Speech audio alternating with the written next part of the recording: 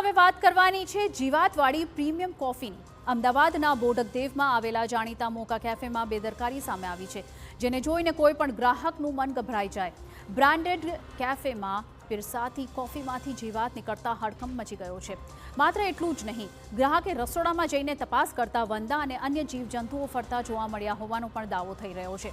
એએમસીની ટીમે કેફેને સીલ તો માર્યું છે, પરંતુ હવે સવાલ એ થાય છે કે લોકોના સ્વાસ્થ્ય સાથે ચેડા કરનારા સામે માત્ર સીલ પૂરતું છે? અમદાવાદના બોડકદેવ વિસ્તારમાં આવેલા જાણીતા મોકા કેફેમાં ગ્રાહકોને પીરસાતી કોફીમાંથી જીવાત નીકળવાની ઘટના સામે આવતા ભારે રોષ ફેલાયો છે। ગ્રાહકો અહીં કોફી અને ફૂડનો આનંદ માણવા આવતા હોય છે, અને પરંતુ આ કપમાંથી કોફીની સાથે જીવાત દેખાતા જ ચોંકી ઉઠ્યા હતા। ગ્રાહકે તરત જ કેફેના સ્ટાફને ફરિયાદ કરી હતી, પરંતુ મામલો અહીં અટક્યો નહીં, કારણ કે બીજા ગ્રાહકના ખાવામાંથી પણ જીવાત નીકળવાનો આક્ષેપ થયો છે, જેના કારણે કેફેમાં હાજર લોકોમાં ગભરાટ ફેલાઈ ગયો।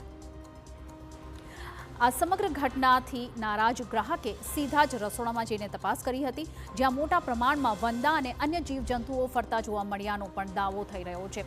આક્ષેપો વચ્ચે ફૂડ સેફટીના નિયમોનો ખુલ્લેઆમ ભંગ થતો હોવાની ચર્ચાઓ હવે જોર પકડી રહી છે।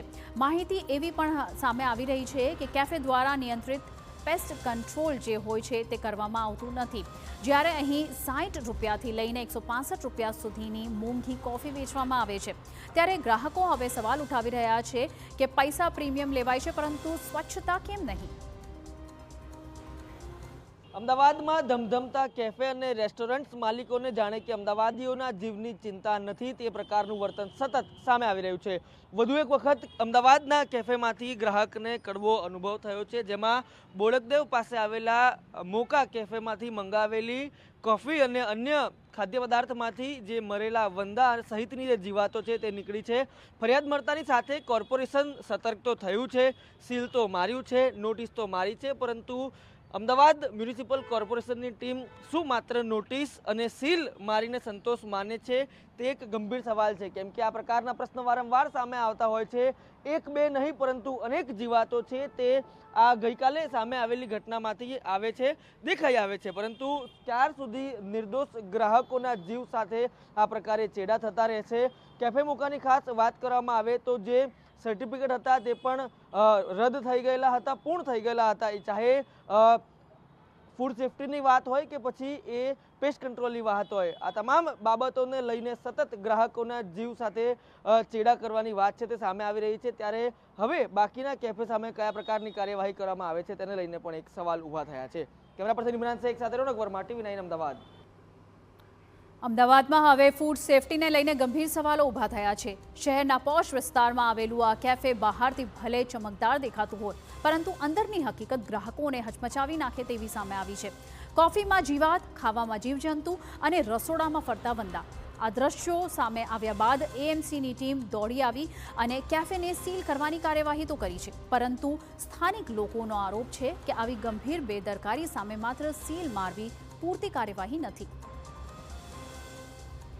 જો કે આ ઘટનાને જોતા અહીં કેટલાક મહત્વપૂર્ણ સવાલો ચોક્કસ ઉઠી રહ્યા છે।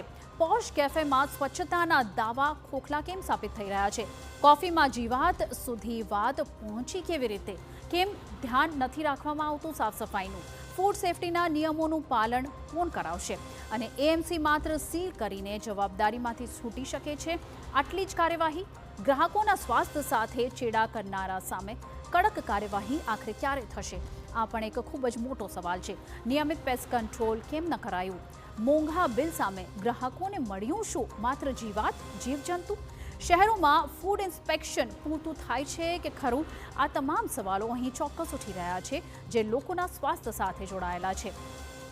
જાણીતી કેફેમાં સામે આવેલી આ ઘટના માત્ર એક કેફેની બેદરકારી નથી, પરંતુ શહેરની ફૂડ સેફટી વ્યવસ્થા સામે પણ ગંભીર સવાલ ઊભા કરે છે।